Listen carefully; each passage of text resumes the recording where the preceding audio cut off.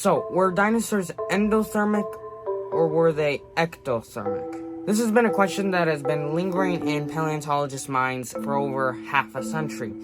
This is mainly because of Robert Bacher and John Ostrom, the evangelical paleontologists that they were. So John Ostrom and Robert Bacher kind of came up with a brand new revolutionary idea. This revolutionary idea had never been thought of before and was actually thought almost to be heresy when it came out. They said, number one, dinosaurs were smart. They weren't actually dumb as we thought they were.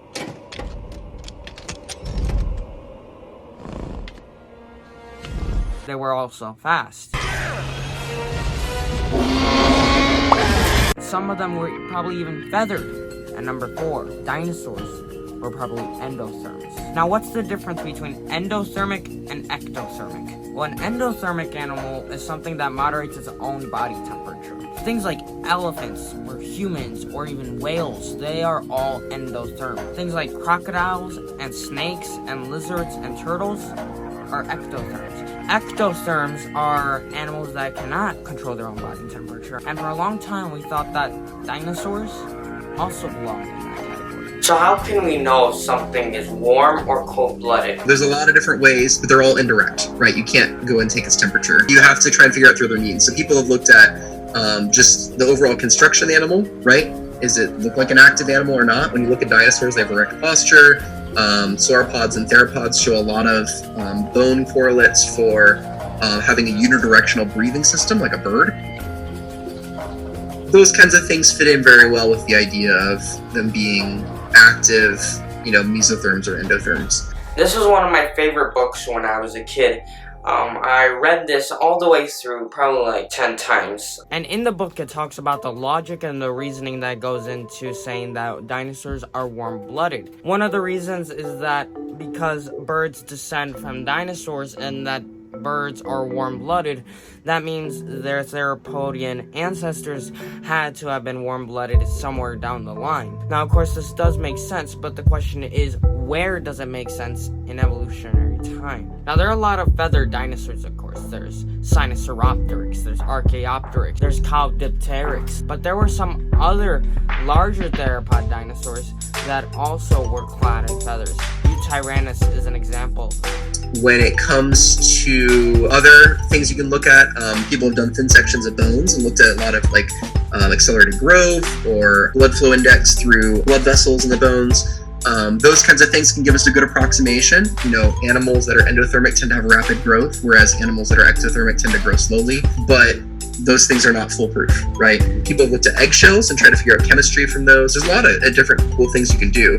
But overall, I would say most of our methods are pointing to pretty active dinosaurs. Now, here's the thing. Did all dinosaurs have exactly the same metabolism? Probably not, right?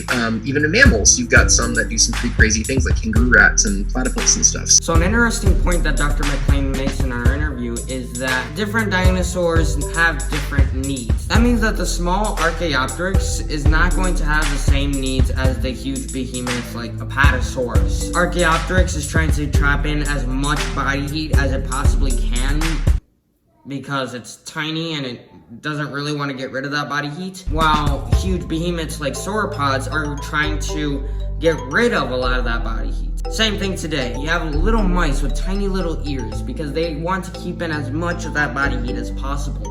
But then you have huge behemoths like elephants that are trying to get rid of as much heat as possible, which is why they have those big ears that they have. But we now know, due to a lot of research, that the broad spectrum of Dinosauria was probably somewhere down the middle of Mesothermia.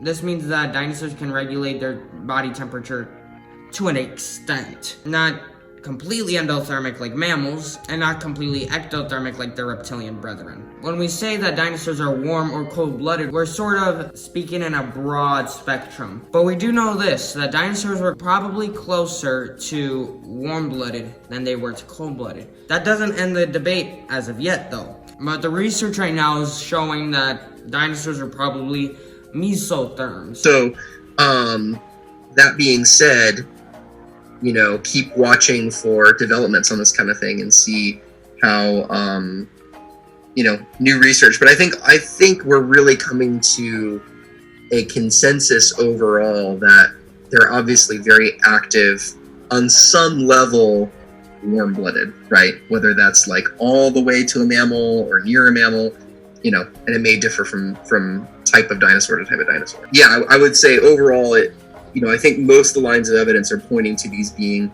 active animals that are going to need, some kind of, they're going to be able to regulate their internal temperature on some level or another, right? And, it's going to be something like that.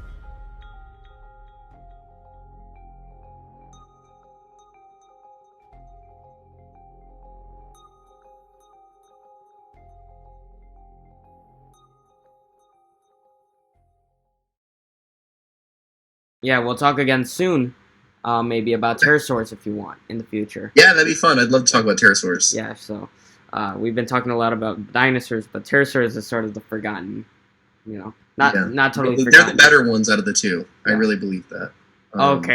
Okay, that's a bold statement. That's a bold statement, but okay.